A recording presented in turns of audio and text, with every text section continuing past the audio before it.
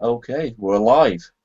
I'm here tonight with the MadShangi, What's up, motherfuckers?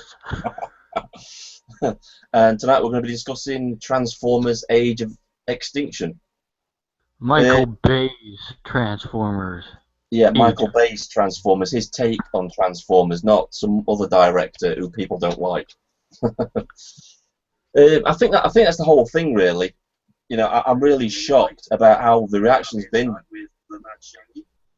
What's up, motherfuckers? Oh, it looks like you got the YouTube window open. Oh shit! Michael Bay.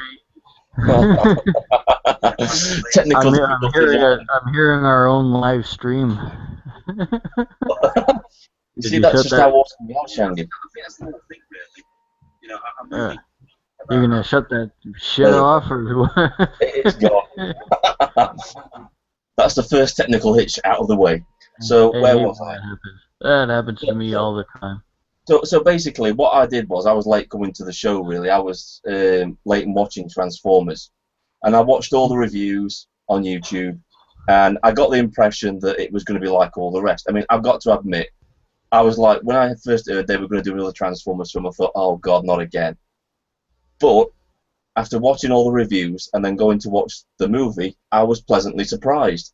And I couldn't help thinking to myself, what the hell were these people watching? Because from what I made out from their reviews, it was a completely different film. They said there was I no actually story. saw a comment left by you on that Jeremy Johns review video saying that you weren't going to watch it just based on his review.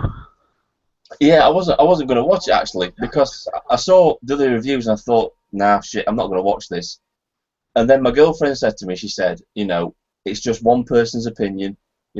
Everybody's different. It might be a good film. They may just be, ripping the shit out of it because they don't like Transformers. So she talked me into going. We went, and I actually fucking enjoyed the movie. It was brilliant. In fact, I would say that it's the best out of the three. Out of the four. Out of the four, yeah. Out of the Yeah. four. Um, I've got to admit, I'm gonna have to agree with you there, and I think Transformers Dark of the Moon is a close second. yeah, I think they kind of dropped the ball a bit with the second movie, but after that they got back and put it back on track a Well, little bit. they made a conscious effort to try and redeem themselves because they even say the commentary there, even in the behind the scenes stuff for the third movie, they knew the second movie was shit.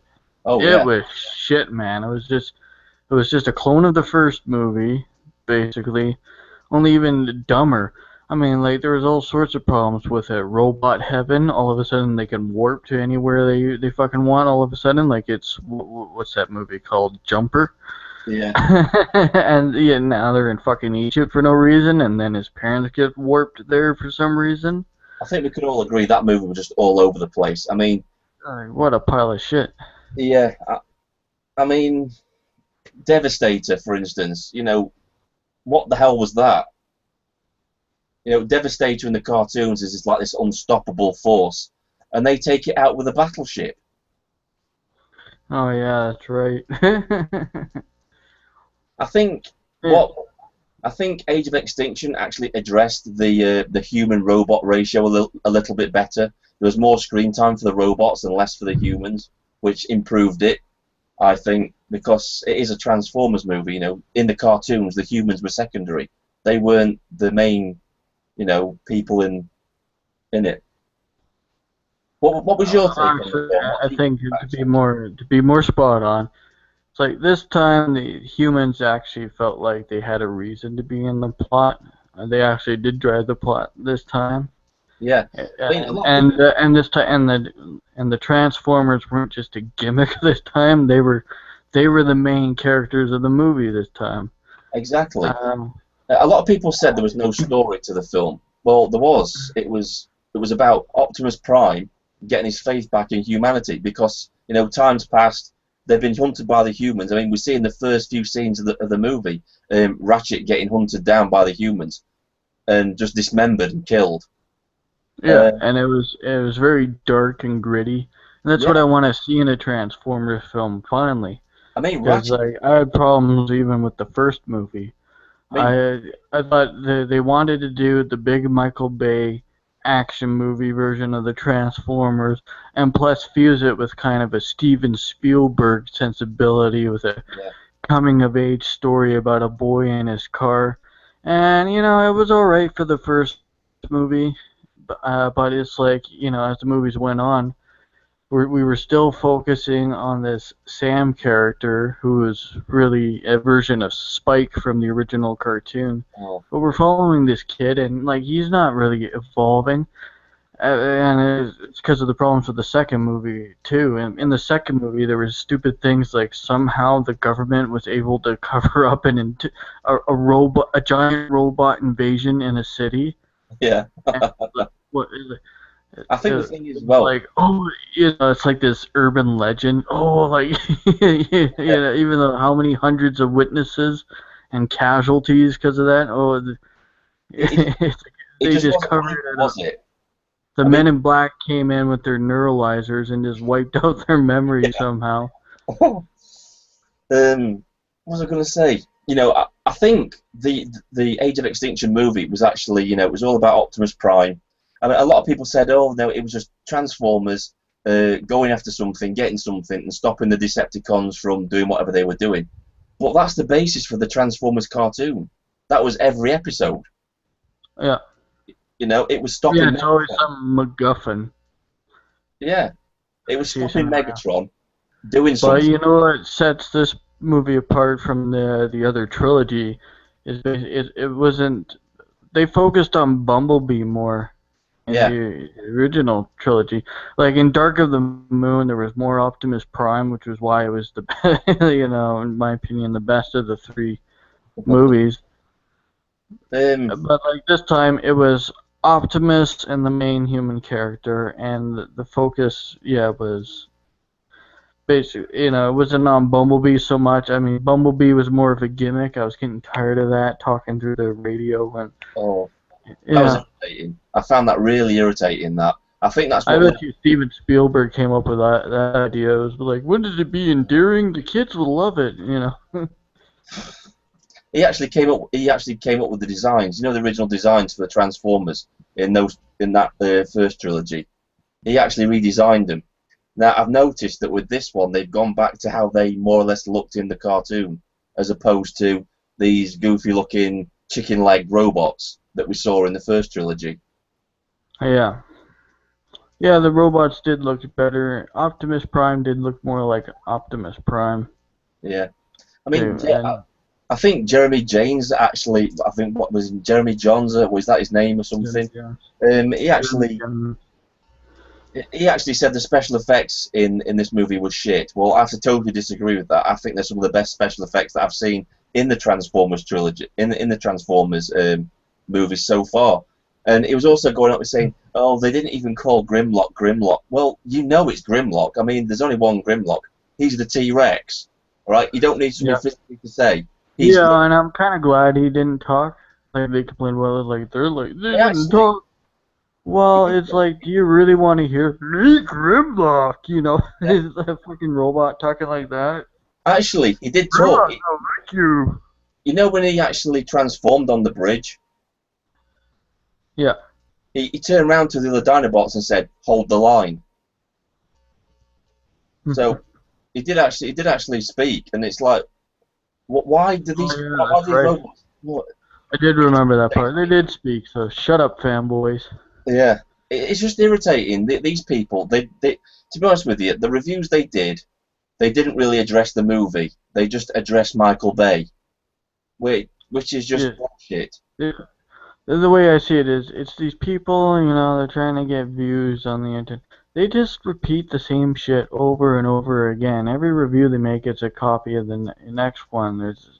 Yeah. I don't think these people even really watch the movie. It's just I, like, I know this is going a little bit off same topic. general criticisms about Michael Bay, and some of it's valid about the criticism of Michael Bay. He has this, commercialized pop style. It can be annoying to see the same tropes over and over again. But at least, when you go into a Michael Bay movie, you know what you're going to get. If you're going to a fucking Transformers movie, Michael Bay is exactly the kind of director you want to make this movie, because it is supposed to be a special effects pictures with lots of Exactly. explosions and To robots me, kicking the shit out of each other. yeah, all these people that are bitching and moaning and complaining about Michael Bay, it's kind of like going to a boxing match and complaining that there's boxing. They know going Yeah, in what it's going to be about and what's going to happen. If you don't like it, just don't go. Just don't watch it. and let me tell you something about Michael Bay, man.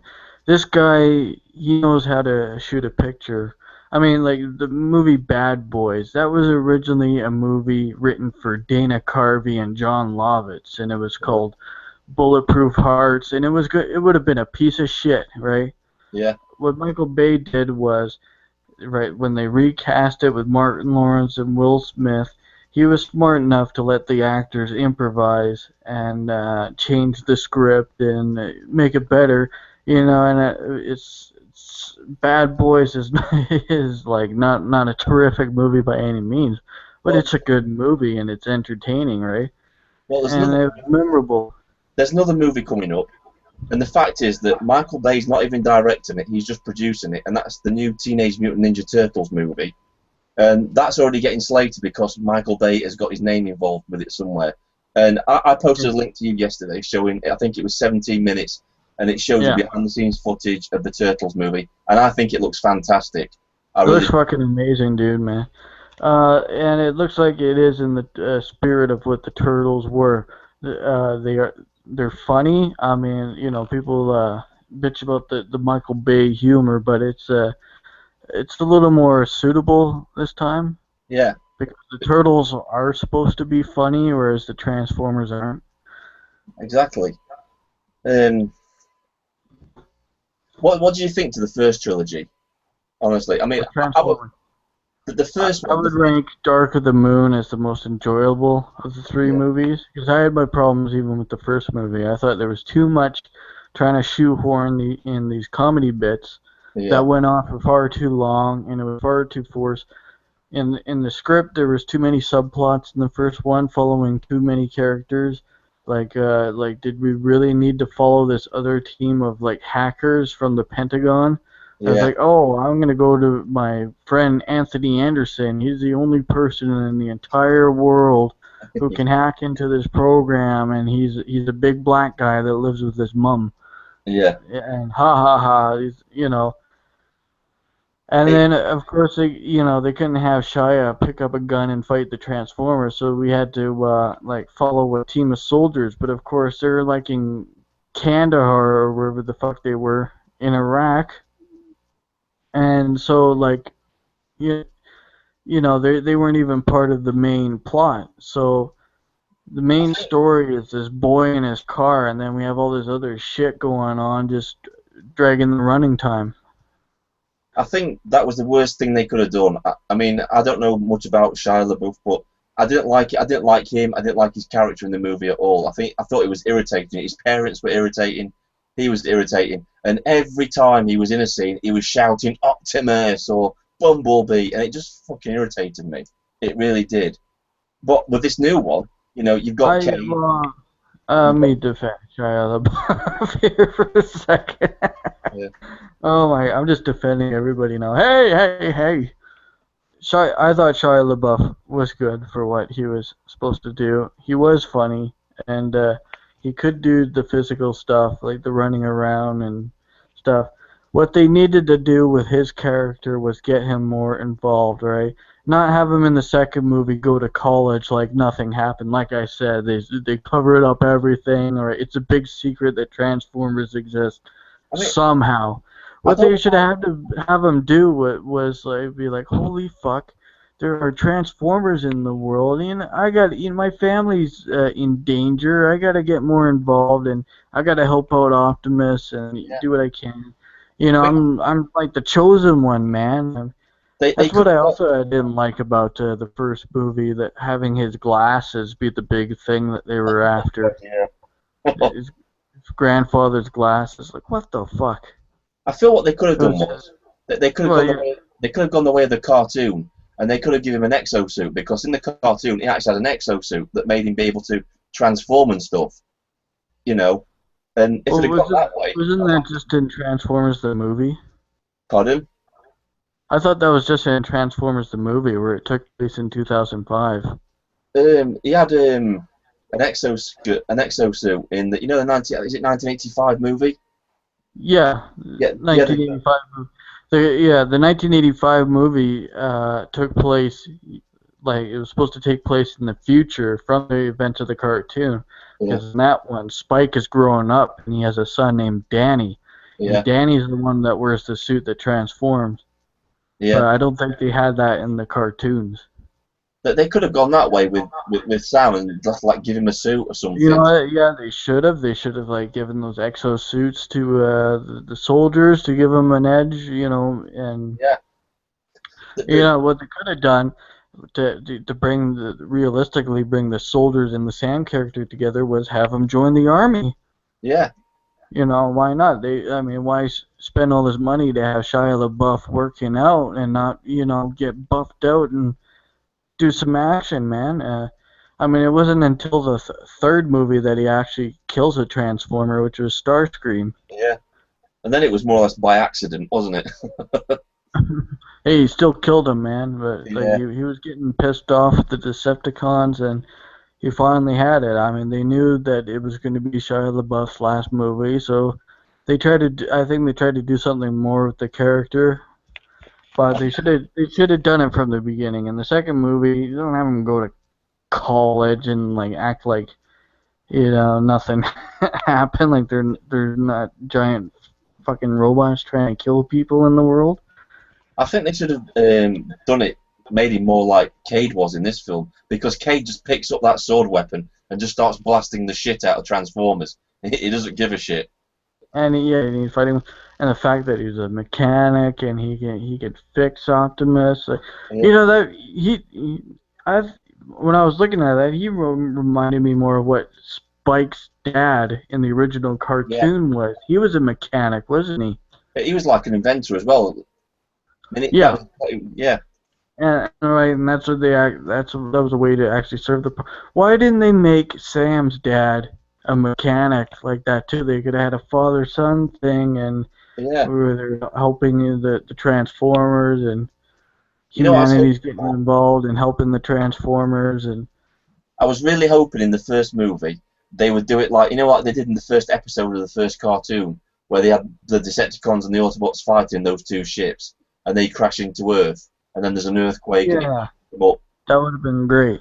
Yeah, And that would that be would have made a lot more sense and explained how they got there.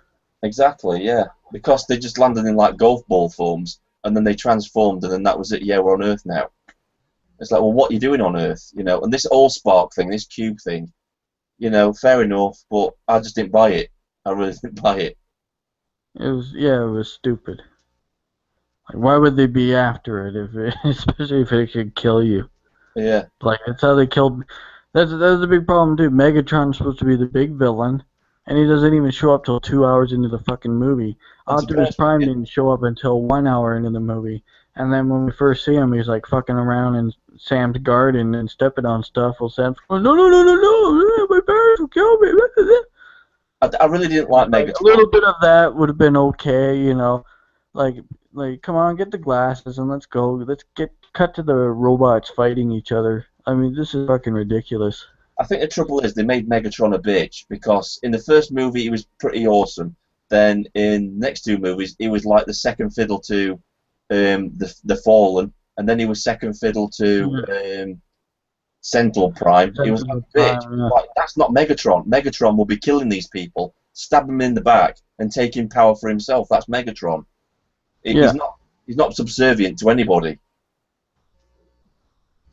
In the first movie, they painted him out to be this master. He led this civil war on Cybertron, and then in the next two movies, it was like this little bitch who was bossed around by, this fallen They tried person. to imply that because the Fallen was dead, that Megatron was kind of like messed up, brain fried, Yeah, psychologically damaged. he got half his face missing. And that was kind of inspired by what happened to Galvatron after Unicron was killed. And Yeah. Well, what do you think to Galvatron in the latest movie? uh, I thought he worked. The only problem I had with the new bad guy Transformers is the stuff where they break up into particles and kind of Yeah, um, that's the only one transform that was the that only way. That got away from the original concept of the moving parts and what made them Transformers. I mean, that pissed me off about one of the Transformers cartoons. I think it was called Beast Machines. yeah It was kind Beast of a Wars as well. sequel series to Beast Wars, or here in Canada it was called Beasties for some fucking reason. But anyways, the sequel to Beast Wars, Beast Machines, where it takes place on Cybertron. They had the morphing Transformers effect with this big light covers them before they transform, and I thought that was kind of dumb. I like in the original cartoon that these things, just like the toys, actually fit together and you could see moving parts. I think You that was know, and that was I think that was the best thing about the first movie when you first see Blackout when he lands in the helicopter mode, and then you hear the transformer noise and he starts flicking yeah. and changing. That was just amazing. It was stuff like that from the first movie where the first, it got it right, and the one thing they got it right was to cast the original Optimus Prime as Optimus Prime, Yeah, especially since they didn't show him until halfway in the movie. Because if you yeah, were to hear that guy's voice in the beginning, you hear Optimus in the beginning, right? But imagine if it had been recast. You'll be like, who the fuck is this? What's like yeah. talking about an Allspark?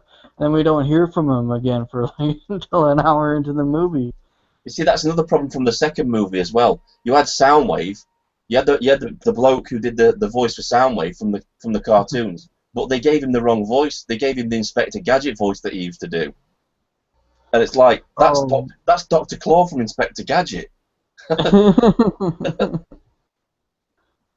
It's like he had that really really like heavily toned mechanical voice, didn't he? And I don't know how he actually got down from space actually, because he first off he's a satellite in space, Soundwave, and then in the third movie he's a car. You know, Yeah. Although another reason why Transformers 3 was the best of the original trilogy, it was certainly the darkest, and the action was turned up to the 11, and there's the themes of betrayal with yeah, Sentinel Prime and turning also against the Autobots, and what else him that being what else that shocked me was you had Decepticons running around the streets just vaporizing humans. You just saw them just it was like something out of War of the Worlds when you saw these like heat yeah. beams blow up, and It that's was it. more of that. We should have saw more of that in the first two movies, right? And Yeah, then the way that the Transformers, these Decepticons were actually assassinating people. It was kind of creepy how um, Laserbeak would transform into this kind of doll-like thing to, I think it was like gain the confidence of a little girl, and a it just pink made it. bumblebee. Yeah, Yeah, it was just something darker and sinister about it. But the main reason why Transformers: Dark of the Moon was the best of the first three movies is because they showed Cybertron. They showed the war of Cybertron and had yeah. this Well, this is awesome, massive space battle opening the movie with the ships firing on each other and yeah. Sentinel Prime trying to get away and then crash land on the moon. It looked awesome, and it was like, and the planet it looked as it should have, Yeah. you know.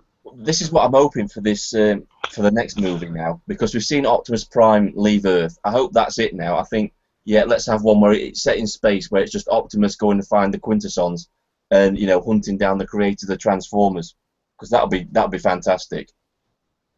Yeah, I think that's what they're hinting. I think eventually they're gonna get to Unicron. Yeah, Maybe save him for Transformers 6. That's what I'm thinking. yeah. But Because they've been planning Unicron since they were writing the second one and went with the Fallen instead, who was actually was a servant of Unicron.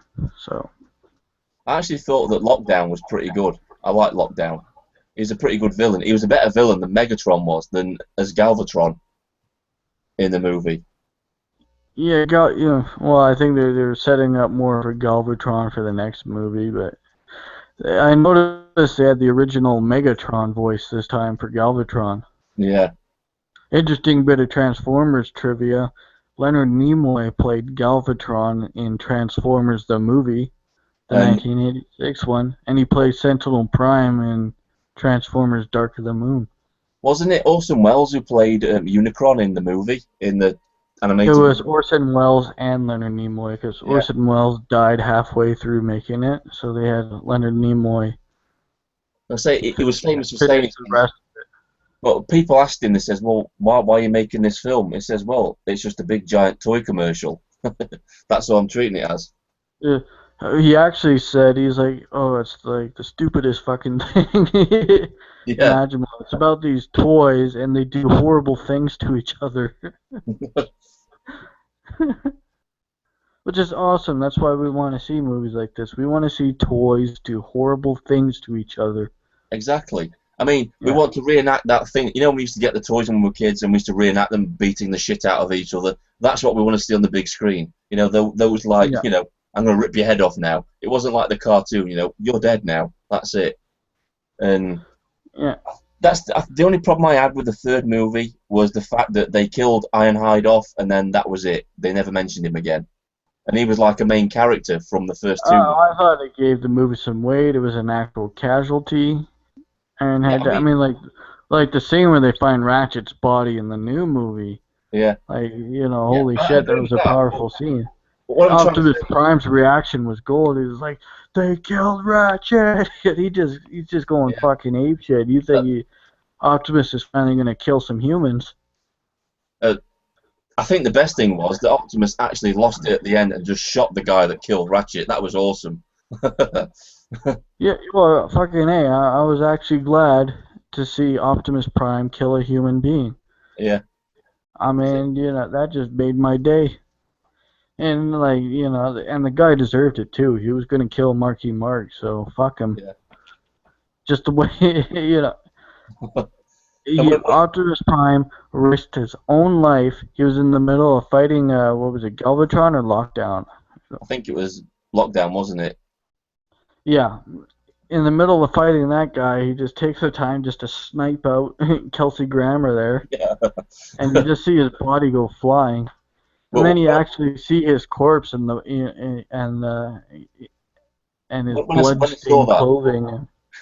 when I You saw that, just heard a when I saw that, the only thing that went through my head was analyze that. analyze that, Mr. Crane. Yeah, Like Kelsey Grammer's performance in that movie was spot on. Like at no point did I get taken out of the movie and go, "Oh, that's Frasier." He was no, pretty dark and creepy in this role. It was like he stepped in from another movie. that the agent. I can't remember the agent's name. The agent who was also the bad guy. You know, I thought he played a pretty good part too. I mean, a lot of people have actually Are you criticised his. talking about the Stanley Tucci role, where he's the guy that was making the Transformium, and then he's like, "Oh shit, I started the apocalypse." Yeah, yeah. I mean, a lot of people said, "Oh no, you know, he's in the bad movie. It's the first bad movie he's ever done." I don't think he was bad in it. You know, I thought he was pretty good.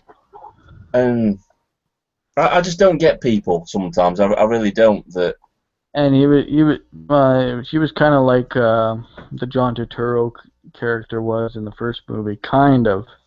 yeah, but he He played was it with a a bit little more. darker than John Turturro was. But there was one really funny scene where he's like in, what were they, Japan or Yeah, China, somewhere like that.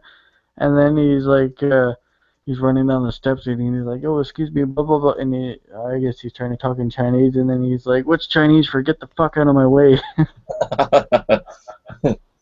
I mean, that's what I liked about this new Transformers movie. The humor is more subdued and situational, yeah. right? We're laughing because it's appropriate.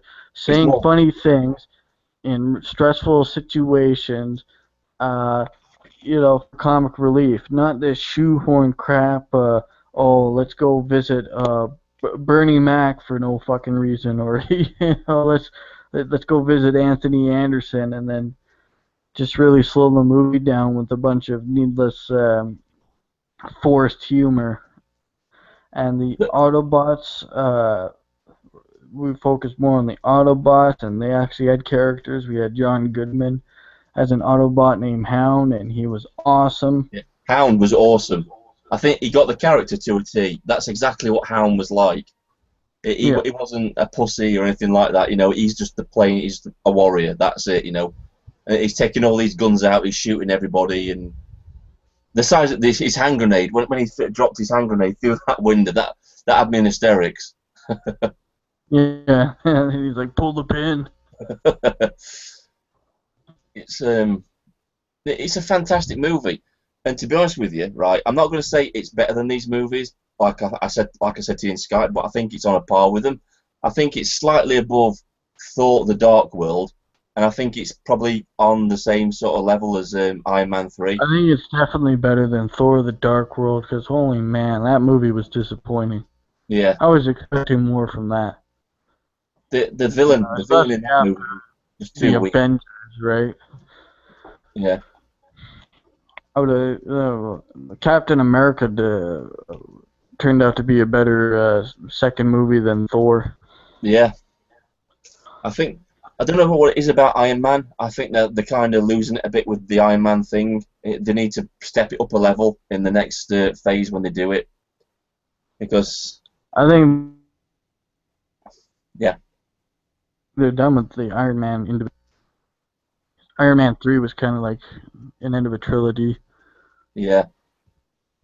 I mean, they just released... Even though he's coming back in the Avengers, it was... Yeah. Hopefully. Yeah. But apparently... Like, Iron Man 2 was shit. Iron Man 3 was okay. Iron Man 2, oh my god, where do we start with that?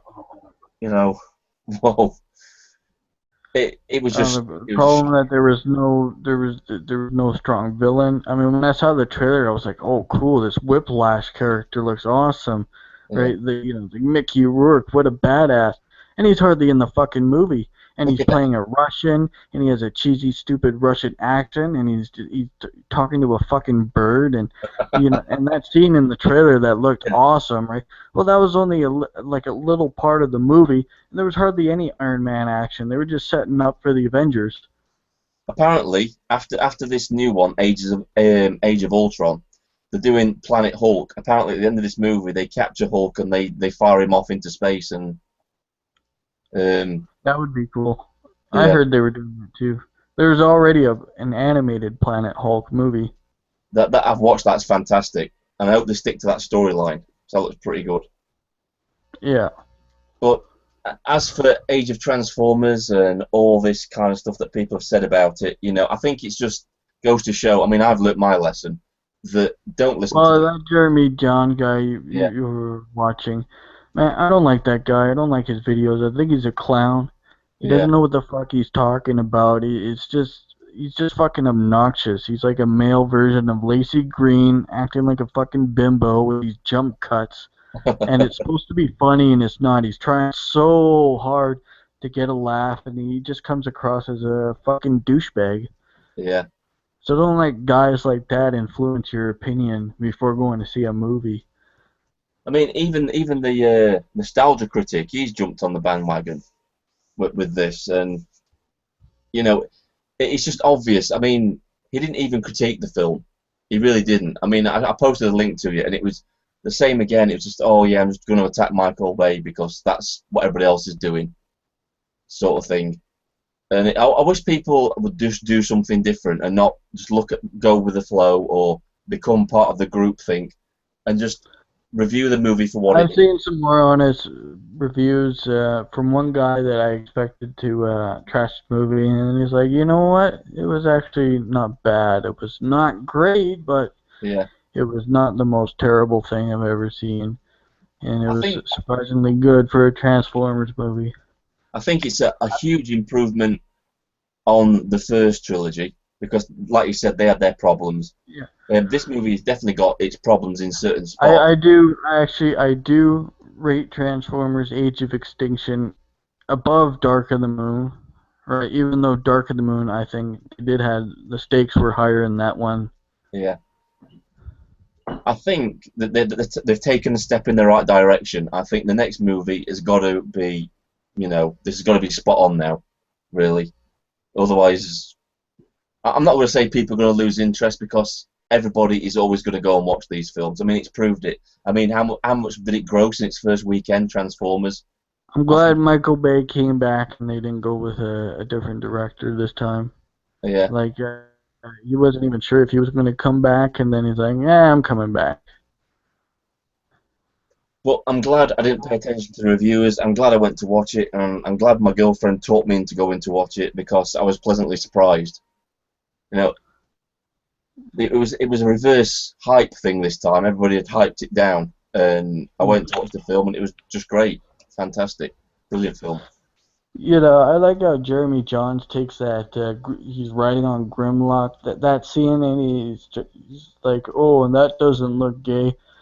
Who the fuck else would look at a scene like that and imagine simulated sex? He's riding on a fucking dragon and kicking ass. Exactly. Like, what's with this projecting these homosexual subtext all the time? I don't know what I think. What it was, and this is my honest opinion. I think he'd already made his mind up before he went to watch the film, Yeah. realised that it was pretty good, and then thought, well, I can't say it's pretty good now because I'm going to look a twat. And I think that's what led to his review. Mhm. But like I said, Yeah. everybody's He's been entitled to trying their own so hard to opinion. be funny, he just fell flat on his face. Yeah, I and don't know. His reviews suck. I mean, he's even bad mouthing the Turtles movie now, saying, "Oh, it's going to be shit. It's going to be this. It's going to be that." And fair enough. Everybody's entitled to their own opinion about these films and But it's stuff like not that. even But out yet. it kind of changes when you get like when you've got 250,000 subs who hang off your every word. You've kind of got a duty to give an honest review of the movie and not let your own opinion sway you. You've got to be unbiased in that, really. Yeah. Well, he's trashing the Turtles movie already. It's not even fucking out yet. But from what I've seen, you showed me that 17-minute preview. It looks fucking badass, man. It looks like what the Turtles are supposed to be. I like the way the Turtles look. I like the way they move. Yeah, Right. I like that the movement looks right. They got actual martial artists in these motion capture suits, so that everything looks right and everything's faster and smoother than it was with the Jim Henson Teenage Mutant Ninja Turtles movies with yeah, the costumes. I mean, and I love that first movie, yeah. I love that film Teenage too. Mutant Ninja Turtles. You know, it was a mix of the original darker comic book with the campy cartoon series. You know, it was a toned down version of the comic book. There was Yeah, scenes from the movie that mirrored scenes from the comic book that I read, like the scene where the turtles come home from April O'Neil's apartment and find that Splinter is kidnapped. That was taken directly from the first issues of Teenage Mutant Ninja Turtles, the original black and white comic. yeah. When they go home, they find that the place is in shambles and there's blood everywhere. It's a really dark scene, right? And from this new movie, it looks like the action's going to be darker and more intense, and it's grittier. But Well, the a turtles lot. still have their personalities from the cartoons and the original movies and the comic books and so forth. They're these badass, wisecracking teenagers, and it's going to be awesome, man. From what I've seen a lot of criticism saying that there's the Foot Clan, they're not ninjas in this. Well, it looks to me from that footage that I saw yesterday that they are actual ninjas, and I think they swap halfway through because there's ninjas running around with swords. There's Foot Clan running around with swords and spears and Yeah. shields and Some stuff. of them have guns, but you know what? Ninjas use guns too. Yeah. But the thing is, that the thing people have got to take in consideration when they go in to watch this film, it's a retelling of a story. To keep it fresh, to keep it alive. sometimes the story has to be tweaked, things have to be changed to keep it fresh, to keep people interested. There's no point keep going back and watching the same movie get rebooted the same way every time. Actually, and you know what? It looks better than what's come before. Yeah. It looks even better than the first Teenage Mutant Ninja Turtles movie, which was a pretty awesome, badass movie. It's kind of ironic, isn't it, really? Because you get these reviewers saying, "Oh, you know, it's just reboots. There's nothing original anymore." And the minute you get something original, they start bitching about it not being like it was in the cartoons. You know, it's like you can't have your cake and eat it. You either want something original, or I like that they have this Will Arnett character who is actually Vern, who I remember being a character from the cartoons. Is that the cameraman? He was the cameraman, and he looks like he's the cameraman and the driver of the van in this movie as well. So yeah, he was like a wisecracking kind of guy, weren't he? Sort of thing. In the cartoon, he was a slimy, opportunistic narcissist. I think they got it right by casting that Will Arnett guy. Yeah. I really can't wait to watch it. I think it's going to be a fantastic film. Yeah, it really is. I can't wait to see the action in the movie. The voices of the turtles, they sound right. You know, the personalities seem right. I like the way Donatello sounds. He sounds cool. And the dialogue from Michelangelo is funny. And this time they've actually got the personalities right as well, because you know you've got the inventor, you've got the warrior, you've got the leader, and you've got the comedian, which is what the Turtles are. That's what they are. That's what makes them a team. Yeah. I don't think the 1990 version focused on that very. The original Teenage Mutant Ninja Turtles, you couldn't really tell them apart except for their weapons, right? Yeah. It was in black and white for one thing, but even on the cover, which was in color, all their bandanas were red, so they all looked like Raphael, right? Yeah. And like Donatello in the comics wasn't really an inventor type. That was something that came from the original Turtles cartoon. And there is another Marvel film coming out. I think it's this month, isn't it? Or is it next month? Guardians of the Galaxy. That looks pretty amazing. Oh man, I want to see that so bad. That looks fucking amazing. Yeah, and I've never even heard of this Guardians of the Galaxy comic book, right? Like, it shows what a comic book fan I am. I don't fucking know, but judging by what I'm seeing in these trailers, it looks like it's going to be fucking awesome. Apparently, Guardians of the Galaxy is what ties in all the Avengers things, because that's like the glue. It's like the set in the background for all these other adventures to happen. So eventually, I think the Avengers are going to go into space, or the Guardians of the Galaxy are going to end up on Earth at some point. They hinted that in interviews that, what did they say? That they set up the Marvel Universe, and now they were going to set up the Marvel Space Universe with Guardians of the Galaxy. Yeah, because eventually we're obviously going to get Thanos involved in this. Thanos, I think, is going to be in Guardians of the Galaxy and in an Avengers movie. Yeah. Because they hinted at him at the end of Avengers, Avengers, yeah. And I think Joss Whedon was like, nah, I want to do Ultron. Yeah. I think they got the right director in Joss Whedon to do the Avengers movies, because he certainly did, yeah. Well, he did such a good job. And the best writer, which is Joss Whedon. Yeah. I mean, it was like it said with Buffy the Vampire Slayer and Angel. He knows how to get a lot of characters working together as a team and giving them the correct amount of screen time, so that there's not one dominating all the rest, sort of thing. And that's what he does. And Buffy and Angel, especially Angel, was dark and it always had this humor, and it was always basically a comic book. Did you ever watch his other series, Firefly? I did, actually, and I enjoyed Firefly. I went to see the movie Serenity. That was awesome. Yeah. Brilliant. It was a shame they didn't carry the series on. Really, it was I think it got one season, didn't it? It get one season.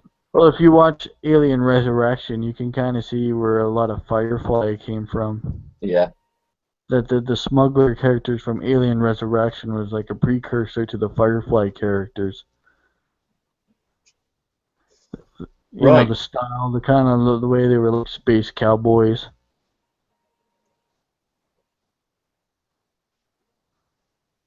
So I just had a bit of problem there. It just froze for a minute. I was like, what did they say? Where a cat got your tongue? Motherfucker! Motherfucker! That pleases me so much to hear you say that. Do it again. Motherfucker! You motherfucker! You motherfucker! No, now you're getting scary. Stop it. Yeah. And then, of course, next year we've got. Is it next year? We've got the new Star Wars film coming out. I'm not interested in that. Yeah, yeah. I've just kind of seen your tweets on Twitter about that. You think the Jedi's are sexually repressed? They are sexually repressed. I mean, if you've seen episode 3, right, there was like some kind of law forbidding Anakin and Amidala from getting it on for some reason. I'm like, that's kind of fucking lame. To Because me, they're a bunch of sexually repressed monks with laser swords, and they're a bunch of fascist fucking idiots, and they brainwash children, and they, you know, like when yeah, I saw episode 3, and especially after seeing like the whole trilogy, all 6 movies, you know, I would have gone to the dark side too, because the Jedi are a bunch of fucking clueless assholes. Like, first, you know, when they find this Anakin kid, he's a little slave kid living on this fucking desert planet, and you know, they buy the kid from the slaver. They don't even think to like maybe they spare a few bucks and buy his mum too, so that yeah. he's not. The thing, I don't think the Jedi were destitute, the thing but also is like right. if they're willing to buy like you know this one kid because he's got you know talent, you would think you know they would take care to you know free his mom as well, but no, like it's like, oh, we got what we want, fuck her, leave her to die on that desert planet with those uh, desert people. The thing is, Obi-Wan Kenobi is such a dick as well. He's such He an is. arsehole. He must say, He oh, makes Alec Guinness seem friendlier by comparison. I mean, he says to Qui-Gon Jinn, he says, "Oh, not another pathetic life form." It's like he's the fucking chosen one. Yeah, and so anyways, it's basically their fault that Anakin's mother is dead. Yeah, And then when he's like talking about his troubles, he's like, "Oh, I'm having these bad feelings, these premonitions." He's like, Yoda was no fucking help. He was like, just don't think about it. yeah. I don't give a fuck. Fuck your mom. I was like, you what a fucking dick. What a force choke that little green chota. Fuck him. Fuck Definitely. the Jedi. What a bunch of fucking nerds. That occasion.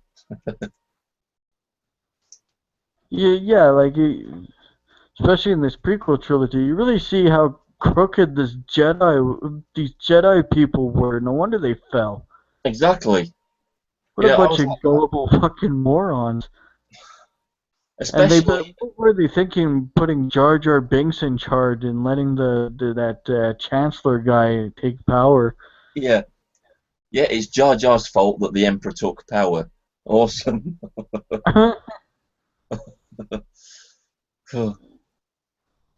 And then, you've got Hayden Christian. Holy shit, was he a crap actor? He was better than Jake Lloyd or whatever his fucking name was. Yeah, but Like, what were they thinking, even having a cute little kid as Darth Vader? Like, I like how he started out as a blonde and eventually becomes this dark-haired, evil-looking person. I'd have liked to have seen, right? I'd have liked to have seen the dark side present in that younger kid as well, going all the way up through, because Darth Vader was basically him. He was like the core evil. Maybe actually feeling impressed over the fact that he's a fucking slave. He seemed like a pretty cheerful and happy kid. Yeah, considering that him and his mom are slaves, and he's a slave, and somehow he has the means to build pods and It, C3PO and go have fucking pod races. and the thing is, right? They live in like a house. There's no prison. They're not being held there, right? There's nothing to stop them leaving. And his mother says to him, says, "Oh, I do hate it when Watto puts you in these races." It's like he puts him in like something that's equivalent to Death Race 2000, and you don't Yeah. give a shit. It's just a minor inconvenience for Yeah, her. yeah. I really didn't like the prequel movies at all. I They didn't even really like Star Wars to begin with. I mean, I did when I was a kid. I thought laser swords were cool and stuff.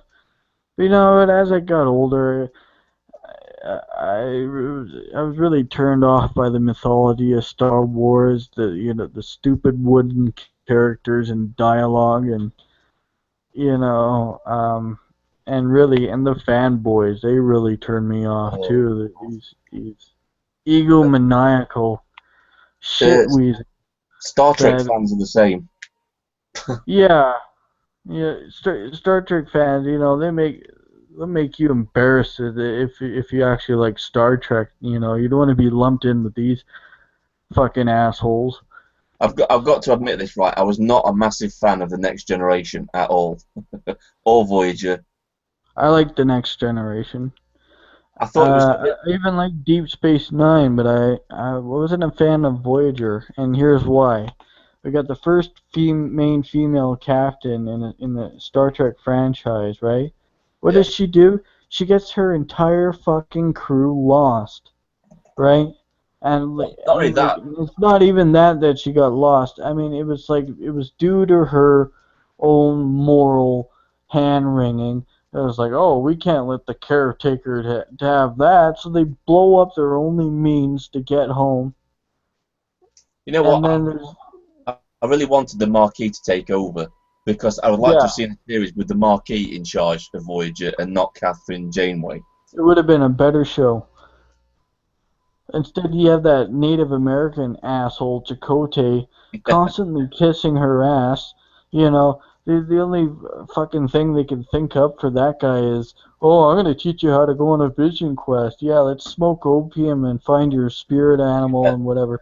Why don't they ever find a fucking spirit animal that'll take them home? They had to spend 7 years on that goddamn ship, fighting the Borg, being lost, and having to put up with a fucking PMSing captain, fucking Janeway. Meh, meh, meh, like, imposing her fucking moral values on everybody else not only on the ship, but what was it? Where were they lost? The Delta Quadrant, wherever the Yeah. fuck that place was. The thing that made me laugh was right. You got the entire Starfleet that took on the Borg that more or less got wiped out. You've got one Intrepid class starship with limited resources that's taken on the entire Borg collective in their own territory. Yeah, that really pissed me off. They pussified the Borg, right? Yeah, So basically, it was a gimmick too, right? There was no reason for the Borg to be on that show. The only reason was at the time they came out with Star Trek First Contact. The Borg were the villains. The Borg were cool again, and it was like, hey, let's put a sexy Borg character on Star Trek because like I mean, I nobody got gives a fuck about the lesbian-looking Kess character anymore. Yeah, she's like this little Winona White Rider looking thing with this basically right. fucking unisex haircut. There's some kind of paedophilia thing going on with the Hedgehog guy because really, Kess was only 3 years old anyway, so that was like paedophilia. And Neelix was his name. I forget his name because I didn't really watch the series. Neelix, Yeah, yeah. he was irritating. He was like this holier than thou fucking character most of the time.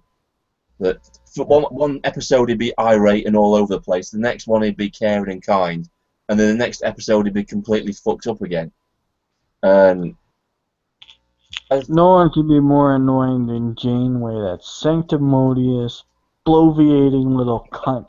I mean, those people had a chance so many times to get home in half the time, right? But Yeah, like she would decide for the rest of everybody that no, it would forsake our moral values and blah blah. Except when it doesn't work out for her, yeah. right? It's Her like, future self went back in time and gave the Borg future technology. yeah, it's like, she was always quoting the Prime Directive, saying that's the basic reason why they stayed in the Delta Quadrant, because they didn't want to break the Prime Directive. And like you said, then through the series, they just broke it at every opportunity they got. Mhm. And it's like, well, why didn't you break it in the beginning and just go home? Yeah. But And why did you strand the crew there in the first fucking place? There wasn't another way to stop the caretaker without blowing up your only means home? You stupid fucking bitch. my favourite series of the 90s had to be Babylon 5. It was a it was a much, I thought, it was a superior sci-fi series than Deep Space Nine and Voyager, because it was a lot darker and it actually dealt with issues. It dealt with political issues. It was like, at one point, the people back on Earth were the bad guys. A dictator took over, and that was Yeah. it. It was all. Did you ever watch it? I've watched some of it, right? And Deep Space Nine ripped it off. Yeah, I mean, even the last episode of Deep Space Nine kind of resembled the last episode of Babylon 5, where Sheridan in that one kind of disappeared. yeah. He became this spirit or whatever. Well, he went to Beyond the Rim or something like that, wasn't it? We all did the Yeah, race Beyond the he Rim. just vanished from that ship, and that was the end of him. And then the same Yeah. thing happens to Cisco. He joins the Prophets. The thing I liked about Deep Space, it's not Deep Space Mine, Babylon 5, was there was actually money, there was actually currency, and it was all like commerce and stuff. And if you didn't have money, Well, that it was it. was commerce in Deep Space Nine, but it was mostly with the Ferengi Yeah. and they had to spend credits at Quark's bar to use the holo suites and But what I liked was the darker side of it. It was like, well, if you don't have any money, you're going down to the lower decks and you're fucked in brown sector, which is basically where all the shit of all the slime of all the races ends up. And there was none of that in Star Trek, because it was always sugar coated with this. Oh, it's always going to yeah. be a bright and happy future. Actually, when you think about it, Gene Roddenberry was a fucking idiot, man. Like, his vision of the future was pretty dopey. He was like, "Oh, the technology will make everything better. We'll be so good as human beings. We won't need money anymore because we'll be like space hippies. Just Can you imagine, jet right? setting around the galaxy, spreading peace and love and." Can you imagine, right, if Al Qaeda had replicators and photon torpedoes and phasers? Oh yeah, holy fuck. Bye bye Federation. Yeah. You Now, know, if they don't have money, they're basically working and risking their lives for free. yeah, Would you actually take orders from a captain, ordering you to your death if you weren't even getting paid? yeah, it was a bit bad. It's fucking communism in space. Well, I think I'm gonna end this hangout. Well, thanks for having me on, man.